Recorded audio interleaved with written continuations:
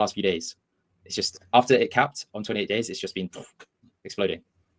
I mean, we're already seeing that with Bonfire, where they're adopting that similar model and marrying it with the E280 model of last man standing wins. Yep. Yeah, so we're already seeing that, and that's going to be cool to see as well. So I'm looking forward to see how Bonfire plays out. Yep. Because it is very unique. We were talking about it a bit before in the back rooms, but we haven't really seen something like it before. It's kind of taken this DCA approach to auctions, and it's kind of wrapped into virtual mining. It's going to be interesting to see how it plays out. And it's only releasing in 5 days, which is insane. So not long at all. Is that let me go. Are they on Titan Hub? Is this an official launch date that they've said? I'm not sure if it's set on. I had a stream with J Class yesterday, and he says they're aiming. He said he was 90% sure they'll be releasing for the Trump pump. That's what he called it. Yep. Wow. Okay. That is insane. It's right out of left field. Wow. Yeah. And if anybody can loan James 100,000, he's good for it. Just to let you know. Yeah, I'm going to refer you to Ouroboros. That's the right. Lending protocol.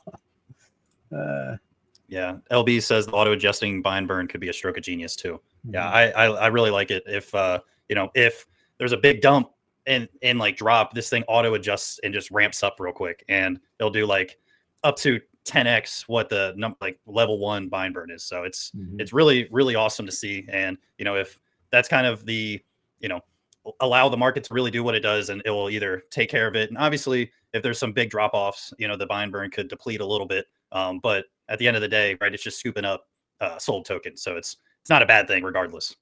Mm-hmm.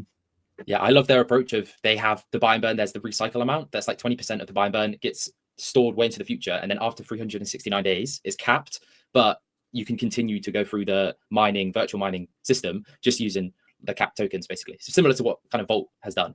But it's going to, because then it switches, because I think it's more of a compounding game through the first year, basically. But then after that, it's like, okay, now these tokens, it's not inflating anymore.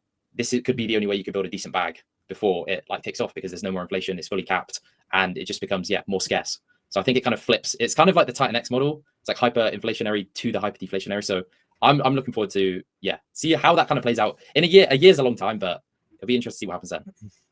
But they have, again, there's the incentive to not actually claim your tokens, like what Matrix is doing. Like you said, half of them are unclaimed because they're getting rewarded for doing so. And so they're doing that same model with, again, tweaks in there that we'll see how many diamond hands are there, how many people let their tokens, how long can you let them sit unclaimed, all while the Bonfire tokens getting buy and burned. And and they're contributing to burning X28 directly. I believe so. Yeah, everything gets routed to X28. Yeah. So USDC, Ethereum, or TitanX all get routed to X28. Do you think there's a situation, dude, where, because I know you spoke on the spaces before about obviously everyone can't just go through X28 and burn, because the one-to-one could break. Do you think there's a situation where too many projects start using the X28 model, and if we don't have enough adoption on different chains yet, it could impact the system? Or do you think it's that's non-existent? No, what I was talking about breaking was people minting X28 to sell back to TitanX. With all these projects, utilizing it like Stacks, we're only buying or minting X28. We're not ever doing any sells back into TitanX. And like our buy and burn, we just use that X28 to buy and burn Stacks. So it doesn't break the model there. That just creates constant demand with zero sell pressure. The only sell pressure you're getting is from users just arbing TitanX to X28, and then to get their profits, they got to sell that X28 back to TitanX so that they can get, their original TitanX back. So what I'm saying is, do you think they could inflate the X28 supply so much that it kind of outweighs? So TitanX supply shrinks, X28 supply increases, and that could depeg if too many projects are doing it, and if there's not that much of a need for the X28, if that makes sense. I don't think it will happen because we obviously have base and we have the need for X28, so it's kind of non-existent. But that's the way I thought you were kind of going about it in the spaces when you bring it up. No, I was just thinking more directly. I think with the protocols, they're utilizing it. I guess if they don't do anything, but like with Bonfire, their pair is with X28. So again, they're locking up X28. It's not 100% of what's going in is coming right back out to be sold on the market. They're they're using a portion of that for their LPs and their bind burns and all that. Like I said, same with stacks. Like we need X28 to use to bind burn stacks. And as the value of stacks goes up, more and more X28 gets locked up in that LP because, you know, like the ratios.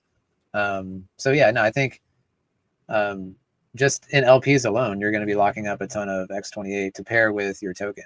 And if that's all you can do on base, every new project that's coming out, like they're utilizing X28. It's not just 100% of it is just sell pressure. I mean, there's likely going to be some of it for sure. There's users that are going to want to take profits and sell it down to ETH, but the demand is still way outweighs that sell pressure. Yeah, So. I agree. And all of it is just burning the TitanX supply. Like this is what I love. Like no matter what happens on different chains with X28, it's all just fueling hyper deflation for TitanX and all the projects that are already built there. So yeah, any project that's built now or in the future on TitanX is going to benefit massively from base adoption, post-chain adoption of TitanX. Like this model, this has never been done before, surely. This is like it's crazy what's the potential of what could happen. And yeah, and like that's why you were asking earlier, like I think it is beneficial for people to do like what James and I were talking about, like bringing HLX and BDX over to base and utilizing that. Now we can continue utilizing the tokens that we've, you know, on our projects on ETH. We can continue to utilize them on other chains like base, but also incorporating X28. And so when we add, you know, new features and new protocols, that's additional demand on X28 in addition to our own tokens. So now, like, again, everybody's winning in that scenario. So